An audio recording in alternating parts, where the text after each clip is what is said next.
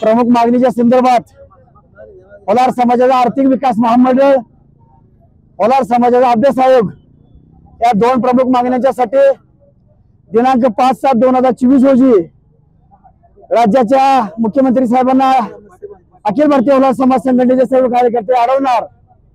त्याप्रमाणे आमचं आजचं आंदोलन झालं। सीएमची गाडी अडवली, मुख्यमंत्र्यांची गाडी अडवल्यानंतर मुख्यमंत्र्यांनी काचेतून हात करून मला बोलवून घेतलं। अरे राजा तुझी मागणी काय सांग म्हणले। सीएम मी एवढंच सांगितलं की साहेब माझ्या ओलार समाजाच्या दोन प्रमुख मागण्या आहेत।